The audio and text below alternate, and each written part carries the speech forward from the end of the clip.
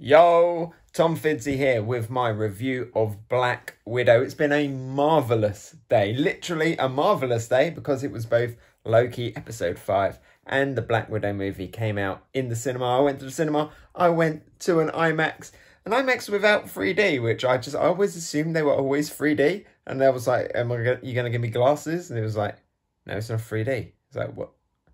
Well, you can have IMAX without... I thought it was its whole thing. But I watched Big Widow on the big screen. First time I've seen something on a big screen since before all of this commotion. I think the last film I saw in the cinema was probably Spider-Man Far From Home, maybe. So it's been a while. Been about a year, a bit more than a year. So yeah, Black Widow, decided to watch it in the cinema. Got this cool looking poster. I hope you can see it on the screen. I don't know if you're just looking at a crotch or not. Yeah, so finally decided to see it on the big screen. And it was all right. It was all right. It was good, but it was all right. So when this film was announced, I was like, really? She died. Spoilers for Avengers Endgame. By the way, this is going to be a spoiler-heavy review. I'm not going to hold back. I'm just going to talk about it as it pops into my head. That's how I do these reviews. Spoiler heavy. Yeah, I was like, really? She's dead. How are you going to do a Black Widow film? It's not just going to be like an origin. It's going to be like a bit awkward, is it? And they were like, no, it's going to be like about a story that was set kind of in between Civil War and when we saw her in like Infinity War. I was like, okay, maybe you can get a cool little story in there, but is it going to be good? Because it's just going to feel a little bit inconsequential, right? And it kind of does. I mean, I'm sure it won't later on because they set up some characters in here. And I definitely get the vibes that, yeah, you should have watched this film before you watched Falcon and the Winter Soldier, because it definitely hinted at things from Falcon and the Winter Soldier that would have been more like, whoa, I can't believe, they mentioned that in Black Widow, but now you're watching it the wrong way around because of the big C that hit the world. So it's a little bit annoying, but then it doesn't take away from that enjoyment because you can still watch it and you can be like, hey, I get that reference. Like, as we were leaving, there was an end credit scene. If you don't know about that, go look that up. But as I was leaving, someone behind me was like, who was that person in the end credit scene? And I was like, oh, someone clearly hasn't watched Falcon and the Winter Soldier. And it does remind you that not everybody watches all of the Disney Plus shows, but if you're going to see a Marvel film, you got to watch them all now. And I do like that the films are just like, if you haven't seen the other shows, you gotta educate yourself. You gotta get on YouTube, you gotta get on Wikipedia and look some of that stuff up. But yeah, I was worried that the film was going to feel a little bit inconsequential. And while we do get some good backstory stuff for Black Widow, I don't feel like we really get much good character development, and I feel like the story overall feels filler. Like, I'm sure at the end, like I say, when we get into like New Avengers and stuff like that, it's not going to, because you'll be like, hey, I know where all these characters and stuff came from. They came from the Black Widow movie. But then it's like, is it a Black Widow movie or is it an origin story of the next Black Widow in a way, So it's just like, you feel like it's Scarlett Johansson's Black Widow film, but I feel like further along it's not going to really be about Scarlett Johansson's Black Widow film. It's going to be about the new Black Widow that we get, and it's definitely hinted at the end. It's classic like anime filler, and it's even like the way it ends. It just felt like such anime filler where you had Black Widow. She had to kind of get from where she was in Civil War to where she was in Infinity War. And then at the end of this film, just skipping straight to talking about the end, at the end of this film, she's just like, okay, you go that way, and I've got to go, and I've now got to go off and go back to like the main story of the MCU, back onto the sacred timeline of the MCU, bye, this side mission's over, back to the main arc of the show, so that was like a little bit weird, but, Let's not sit on hating on the film, because it wasn't a bad film. It was really enjoyable. And like I say, I'm sure later on I'll really go back and appreciate it more. But right now I was just like, oh, it's cool. We're finally getting Black Widow's own film, standalone film. It just felt like it came a little bit too late. And in the end, it doesn't really feel like it was her film. Because as I said, I don't really think she got too much character development. You know, her whole thing in like Endgame was, I have a family now. And then we kind of get that again here. It was good that we did get some kind of hints to her origin. I didn't want a full origin story.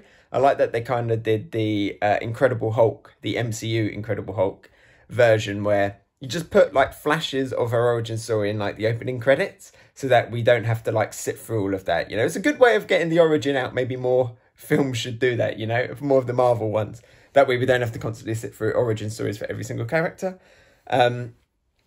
But let's talk about some of the positives. There are a few more like little negatives that I have that are just like plot-based things. But let's talk about some of the good stuff. The good stuff is the new characters that they introduced. Like I say, it definitely sets up a new Black Widow, Yelena, and I thought she was awesome. I love how like different she is from the Black Widow that we have now. Let's call her Dead Black Widow. Dead Black Widow, Dead Widow. I like her. Yeah, I like how different she was. I like how she's like kind of no bullshit, just like you know, no superhero poses or anything like that. It's like, it's very serious. It's like this jacket, it's got like loads of pockets, it's practical. That's the kind of one that I am. You know, you're such a pose, you basically became like a celebrity hero, and you know, I'm just like I'm just gonna punch things and like do my job. And I thought she was really cool. Yeah, I liked her character. I don't always like it where it's like, okay, we have one character and then that character's retiring, but we need to have like a new version of that character. So you end up with like the whole new thing is like, there's going to be a new Captain America, then there's going to be like a new Iron Man. And sometimes I don't like that, but I feel like this one, the fact that there is a new Black Widow, different enough, and I like that. The best new character in this by far is David Harbour's Red Guardian, and I'm so glad he survived. Like all of these new characters, they all survived, and I'm so happy. I was worried that he was going to be one that dies. He was in it. He was great. He got some good laughs. He had some very Hopper moments in like Stranger Things Hopper moments in this, when he was talking to Yelena. You know, kind of being that like a bumbling dad that wasn't a dad but is trying to be a dad. But he was a great character. He was very fun. It was cool that he was just like a regular guy. You think, look at him, he's a regular guy, but no, he's got super strength. He just flips things in the air and stuff. But he's like Captain America, who's like a little bit rusty and not as competent. And yeah, he was good. He was definitely he had the biggest laughs, I feel like, in this film. I feel like a little bit maybe underused kind of side character material towards the end, but he stuck around, and that is the important thing. So hopefully we get to see more of him. Where was he in Endgame? Another superhero running around that wasn't in Endgame. I'm guessing all these characters got hit in the snap, right? But Red Guardian was fantastic. Like I was saying about the stuff with Falcon and the Winter Soldier, he kept mentioning like all of these like legendary fights with Captain America, and someone else is like, wait, weren't Captain America in Ice? And then you're like, oh wait, I've watched Captain America. I've watched Falcon and the Winter Soldier. Is he talking about Bradley? It's like, cool, I know that hint. So that was really cool. Maybe we should get a Red Guardian film that tells that like little filler story, you know. So I'm glad he stuck around. Obviously, the new Black Widow stuck around, so that's two really cool new characters. One character that I was really excited that was announced for this film was Taskmaster. The Taskmaster that we got in the film, I was like, oh, it's like some kind of like robot woman with like a kind of like a computer brain, and very like look cool. The action scenes with Taskmaster were fantastic. I loved like looking at all of the moves Taskmaster was doing and being like, oh, what kind of references we're gonna get. You know, there was definitely, you know, doing some Captain America stuff with the shield, some Black Panther stuff with the claws. There was like a little Spider-Man moment in there as well. That he did some Hawkeye stuff. And throughout the thing, they were like, he as well. And then it was like, no reveal that Taskmaster in this universe is woman, was the daughter. And I feel like that was like another, like, really?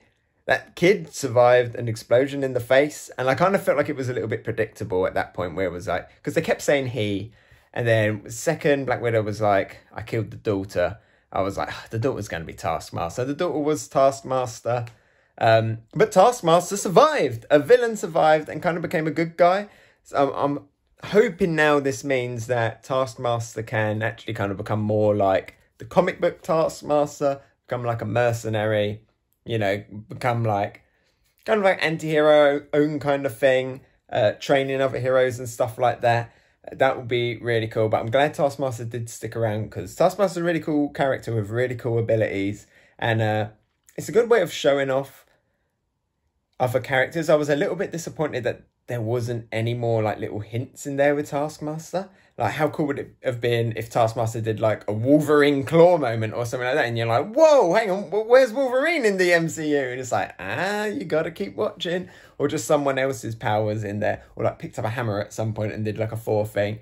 But yeah, I am glad Taskmaster survived in the end. Another character that I was worried that he's gonna die, given Marvel's the MCU's track record with villains. So yeah, all of the new characters were pretty good. And I'm glad that they all stuck around. Let's talk about the end credit scene as well. Another character turned up from Falcon and the Winter Soldier. And definitely getting hints now that there's like another team forming. Maybe a Dark Avengers kind of a thing. But yeah, it looks like we're going to get like a more kind of underground Avengers team, which seems really cool. Is the next Avengers film going to be like Avengers versus Avengers maybe? Who knows? But definitely interesting that woman keeps popping up. I forget her name, but yeah, I reckon that she's kind of becoming like the Nick Fury of Phase 1, you know, just keeps popping up at the end of all of these things and is building a team. And what's that team going to be? Don't know. I'm guessing we need a few more appearances, and then they'll announce whatever film or TV show all of them characters are going to form. I'm guessing something like it's going to be like Dark Avengers or something like that. Maybe I wanted to say like they were doing like Thunderbolts thing because they had the Baron Zemo stuff, but really not sure. The action in this film was great. I really liked all of the spy elements and action film elements. You know, we saw Black Widow watching James Bond, and this kind of gave very big James Bond vibes, especially with the villain at the end and he's like big flying base. The car chase was cool. As I just said, I loved the moment where like the truck kind of came round the corner like an angry dog, like, I'm gonna chase you on your motorbikes. I thought that was really cool. Some of the quips I don't think landed as well. Red Guardian was definitely the biggest laugh character for me. I also did like quite a lot of Yelena's lines as well. As I mentioned, the pocket joke. I thought that one was really cool and really good like moment for like, oh, I know what kind of character you are based on this like one little quip. And yeah, overall though, fun, enjoyable. Didn't really feel like it kind of moves stuff forward. It did feel like it just kind of a story that was just like slotted in. As I say, it kind of felt a little bit fillery, but obviously it is setting up other stuff later on. I just wish it did more for the current Black Widow, you know? Or like the Black Widow that we had known for like most of the MCU. That's what I'm actually trying to say. I feel like I wish it kind of did a little bit more for her instead of kind of being setting up for other characters things. I honestly thought we were going to get like the end credit scene was going to be like a Soul Stone thing, but no, it was like you're going to appear in the Hawkeye TV series as a bad guy in that. So yeah, look forward to more Yelena coming up. And the only other thing I do want to mention actually is it's quite long rambling. I still got to talk about the Loki episode 5. Is I didn't really like that red mist stuff that they sprayed because it was just like. It was too easy. A lot of the film kind of felt a little bit too easy, and like convenient. Like, oh, we gotta get the family together. We'll do that really quick. We're gonna bust them out of jail. And there's gonna be no consequences. That's gonna be really easy. And there's an avalanche, and we're just gonna get him out. I mean, cool scene, fun scene, great introduction or reintroduction to Red Guardian. Seeing him just like effortlessly beating people and breaking their arms, doing arm wrestling and stuff. But yeah, a lot of convenient stuff, but that red mist was just so convenient. Like, it pops in their face and suddenly all of the brainwashing's gone, all of the mind control's gone. It's like, were these people, like, trained as, like, kids to be, like, assassins, and that's been their whole life, and they've not known anything different? Why would, like, a shot of mist to the face, they're suddenly all like, I'm a good person now, and I'm gonna do the right thing?